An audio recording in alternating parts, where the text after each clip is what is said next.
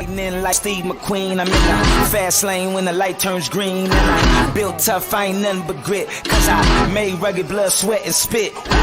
Yeah, like a horse I fly. Better push yourself in for a bumpy ride. I like to play hard, but I work harder. And I weather the storm cause I'm built stronger. What is up, ladies and gentlemen? We are back. We are live. It is the Freight Coach Morning Show, the top morning show in transportation, coming around every single weekday, 8:30 a.m. Pacific, 10:30 Central, to break down some industry headlines and, most importantly, provide some actual insight into what you can do with all of this information. If this is your first time tuning in, welcome. This is the real side of freight, ladies and gentlemen, and I say that every single show. And what do I mean by that? I say that because I only speak to transportation professionals on this show, as well as my twice-a-week long-form podcast, because I want to talk to the right individuals who have done what you're looking to do or who are currently doing what you're trying to achieve, so you can take all that information, apply it, utilize it, and see a meaningful difference in your business and your life. It's one of the many, many reasons why I proudly fly that American flag behind me every single day. A, we're the greatest nation on earth, but B, I'm living my American dream, and I want to help each and every one of you live yours as well. It is Friday. We are here. Tracy St. Clair, good morning. Watching over on YouTube. Corey Buchan, TGIF, watching over on LinkedIn. Bill McIntyre, good morning. He's on YouTube. Stephen Tittle, good morning to you. Good morning, coach and gang. Happy Friday. All right, let's see. Conrad Lilinas, what is up? Good morning to you. All right, you guys, what's going on this Friday? This beautiful Friday. We got freight moving. We got one load left to cover for today, picking up here in northern Arizona. So if anybody is in Arizona tuning into this right now, you got a 53-foot flatbed or step deck, hit your boy up. I got some freight for you. Micah, good morning to you. Stuart, the hobby trucker, good morning. Thanks for tuning in, Stuart. Watching over on YouTube. Whitney Young, let's go. Man, it's been a minute since I've seen you on the show, bro. It's good to see you, man. Hope everything's going well for you. Yeah, you guys, we got freight moving, a lot of stuff. It's been a great week, all things considered. There's, as you grow and scale your book of business, there's going to be growing pains. There's going to be things that go on. And, from our standpoint, controlling what you can control, and we'll get into that here on the show. But it's it's been a great week, all things considered, to kind of see some of the all the hard work starting to grow with it. But yeah, you guys, as you guys know, Fridays are Q&A. Okay, so throughout the week I get DMs, and I just ask, and then I just, since I got so many of them, sometimes it's just easier to put one show together every single week instead of, going and replying to the DMs and taking the time to answer those questions, because just like every single one of you, I got a job, right? Like I'm fucking out here trying to build my dreams, just like every single one of you guys. So yeah, we're going to get into some questions here, you guys. I already had 3 of them come through. So if you guys have any, drop them in the chat. I'll answer them live on the show. Katie McDermott, good morning to you. Happy Friday, she says. And all right, so first question that I got was actually about insurance. This person commented on YouTube about it, and they want to know insurance claims. What do they look like? What information do you need? And I don't know if this person jinxed me, but ironically, I am dealing with that right now. So it's kind of a live Q&A, because your boy here had some damage to a piece that was offloaded actually this morning out in Florida. But, from my perspective with insurance claims, I want to start with this. If you have never filed a claim before, whether you're a trucking company or a broker and you don't have a claims department, call your insurance agent. My man Cam, who comes on the show here at least once a month, he's an insurance agent. We've talked about this on the show in the past, but walk through with them, right? Because I would love to be able to sit up here and tell you guys nothing bad is ever going to happen and the world's perfect. But I live in reality, not snowflake land or rainbow land, as Cam Brady says in the campaign.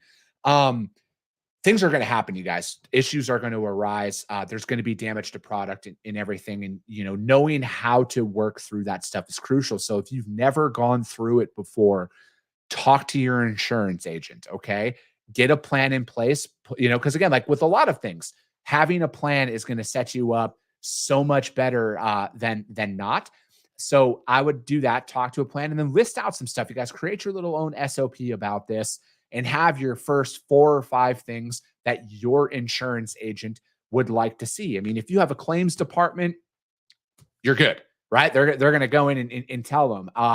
But from my perspective, in every single shipment that I have had to get insurance involved for a claim, there's 1 or 2 things that can come across this, because I've had it happen like this, where there's been damages to the load, but it was below an amount where the deductible for the carrier, say hypothetically is $1,000 for them to file a claim for cargo damage.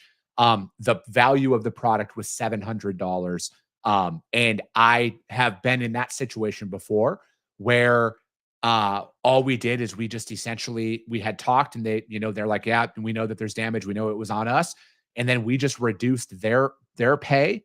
And then we also reduced our pay, and we reduced our pay to our rate to our customer, right? So essentially there was $700 in damages to the load.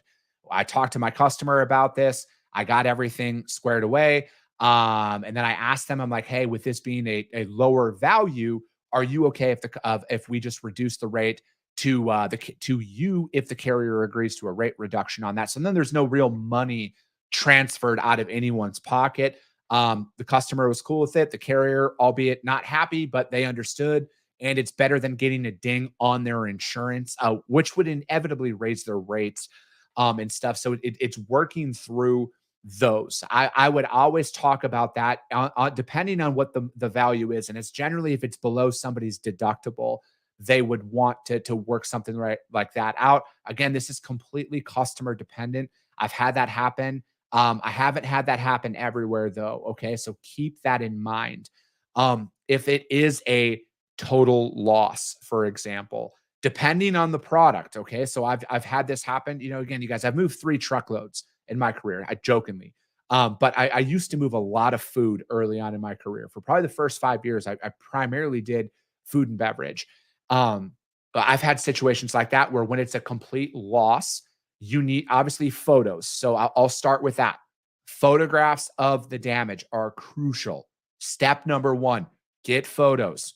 All right. Step number 2, who is the person who's telling you that the load is trash or trashed and needs to be claimed at the receiver? Get their name, have them write it down, get all of that stuff, spell all of that out, and then get them to list off what is the reason why. Why is this being done? Is it boxes got crushed in transit, or the whole load toppled over in transit because it wasn't shrink wrapped properly, or whatever that looks like? Get that reason. And then if it's in the food world, I've had 2 things happen. 1, go to a dump and dispose of the product and get a certificate of disposal. The other one was bring it to a local food bank, get a certificate that says that, hey, that's who accepted the product. They're aware that it was a damaged load and everything. And then you file a claim with your insurance. And then you let them know, like, here's the photos, here's the name of the person who's telling it, this is the estimated value of the shipment. And then you go and start to process it that way. There's a bunch of different things though that can happen. But again, I think that the most crucial points is always photos of the actual damages or the product that's being claimed. And then the name of the person who's doing it. And then also on top of it, Stuart, the hobby trucker, great point. If it's a reefer, download it immediately in the reefer world. I appreciate that, Stuart. Thanks for dropping that in there. So again, it's commodity specific, you guys, but I think like, if you don't have any of this information written down, call your insurance agent, walk through like a top 5 here, get, photos, names, whatever that looks like, and have a process, write that down and have that for people to do.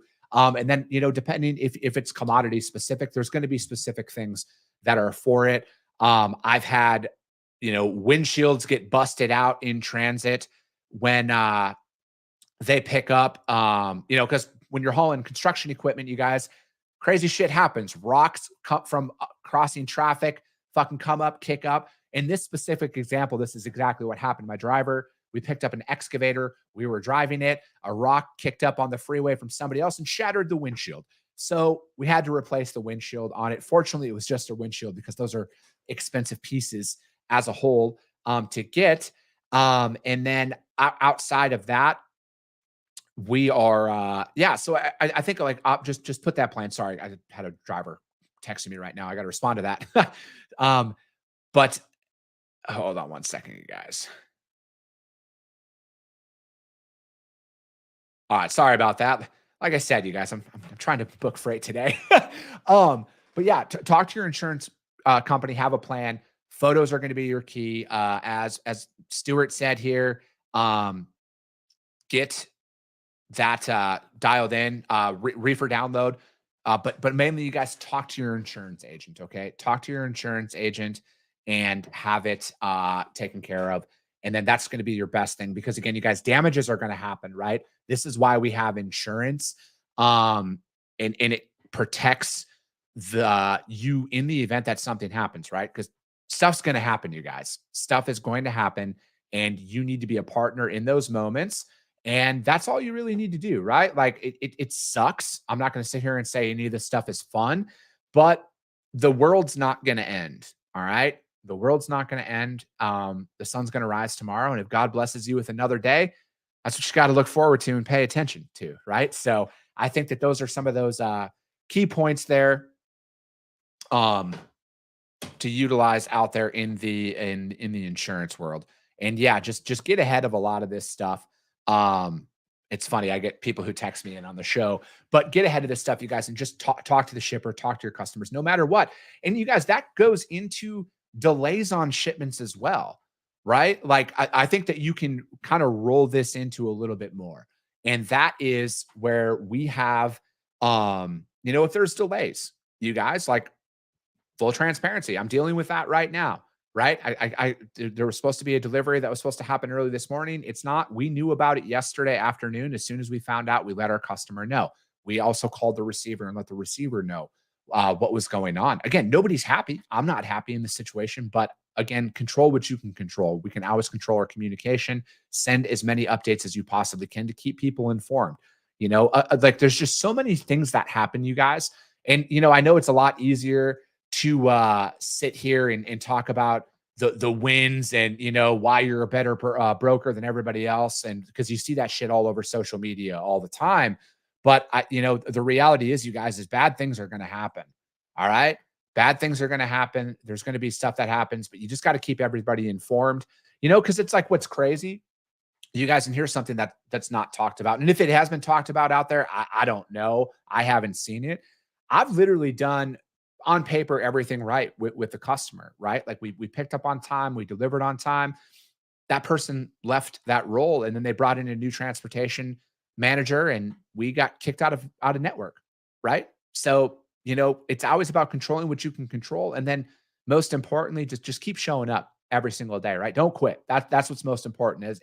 As the walls seem to be kind of closing in on you, it's never as bad as you think, right? And then it's just one of those situations, you guys, where get ahead of it. Whatever happens, happens. And, there's going to be times where you're going to do everything right and lose business. And then there's going to be times where you're going to fuck up and you're going to lose business. But the thing is when you do fuck up, you got to learn from it, because there's going to be more freight. There's going to be more customers. There's going to be more opportunities if you continue to fight for that next opportunity in those moments. So I know that was kind of off topic from the question that came about for insurance claims, but it's very real. You are going to deal with delays. You're going to deal with damaged product. You're going to deal with pissed off customers and pissed off drivers and everything else. And frankly, you got to learn. You got to adapt, and you got to move forward. And mainly, don't quit. As dire as it might seem in those moments, don't quit. Fucking lick your wounds and keep putting in the work. So Catherine Whitehouse says, so true. It's much better to be proactive than reactive. Let me see here. Jesus Gill, well said, Freight Coach. Most people only talk or post or highlight reels off the top, but not the journey to get there. Very, very true. Let me see here. What else we got? Next question is also from Mr. Jesus Gill, because he had said, Hey, Freight Coach with the chiseled jawline. I threw that in there last week, but it's true. It's true. The chiseled jawline. How would I scale my business as a brokerage? Would you hire big or start slow and scale up on employees? I like this customer or this question. I like it a lot because it is something that I am currently um, thinking about doing here. And this is like, what is our next move on how we are going to grow and scale our operation? Um, I think that, it's there's a couple of different things here. When it comes down to it, scaling higher big, it do you have the systems in place? Do you have the training in place? If your mindset is I'm just going to hire a bunch of people and throw bodies, I think it's going to blow up in your face. I truly do. I think if you have a proven training method that works, and then you have the funds to keep people employed, because that's another thing too. If you're bootstrapping it, or if you have investors who are like, hey, here's a 7-figure investment, go hire 30 people, or, arbitrary numbers here, you guys. But like, I think that if you have the infrastructure in place to hire that many people and then train that many people, um, do you, but I'm more of um, I like to scale up on employees, because I think that I'm going to be, obviously we have very, very lofty goals in my company. We are going to do very, very big things.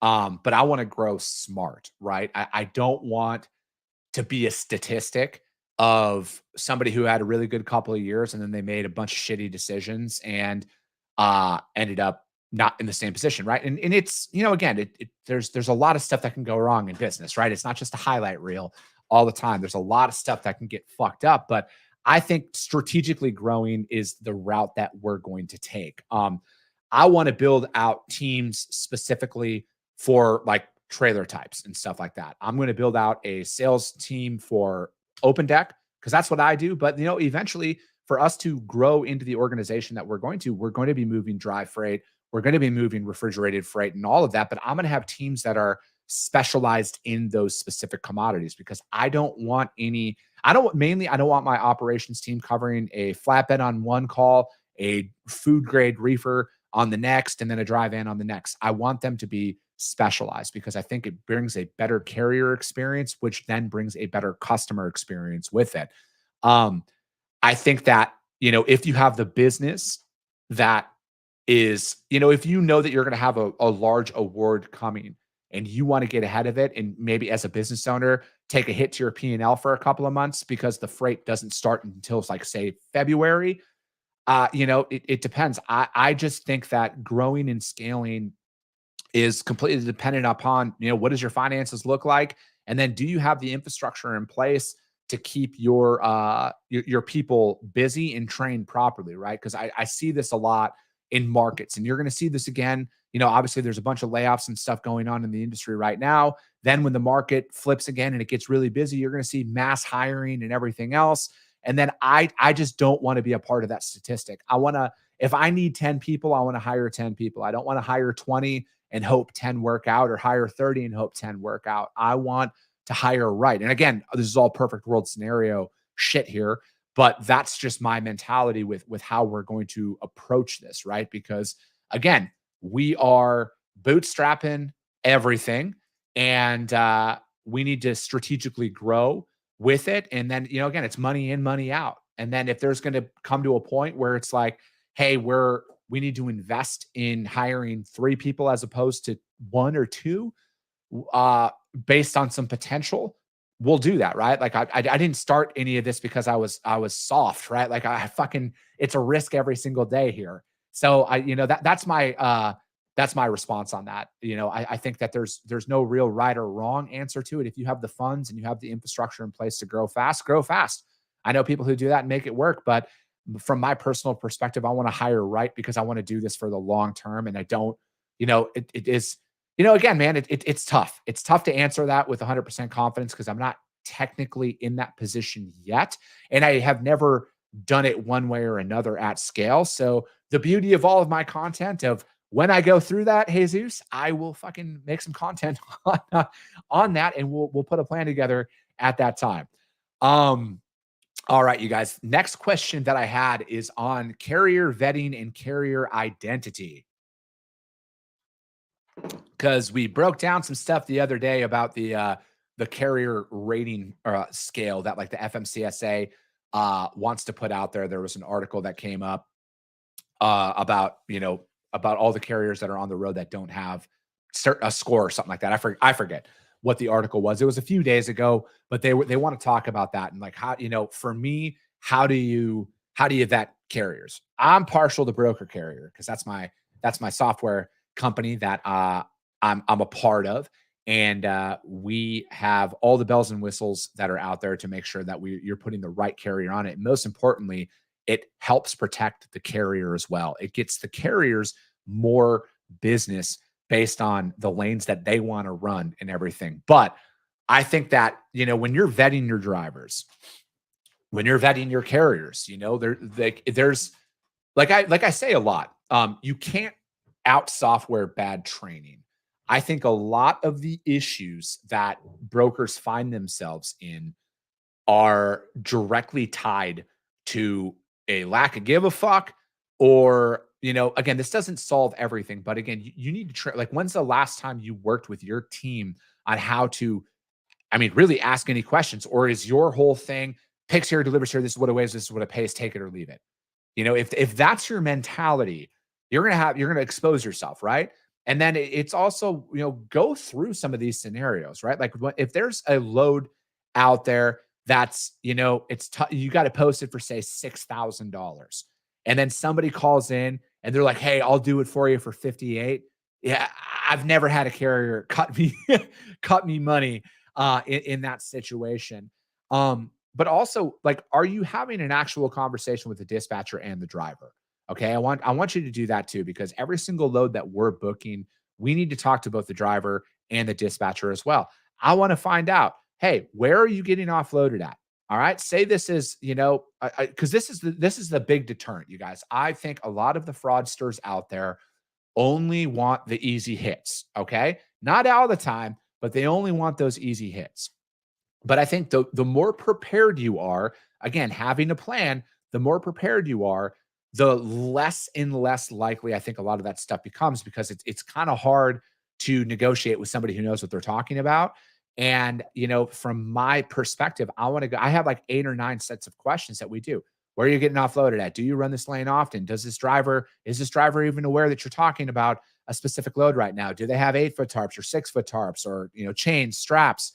I have a bunch of stuff that we go through before we even talk about price, before we even talk about where does this load actually pick up? Where is their truck at?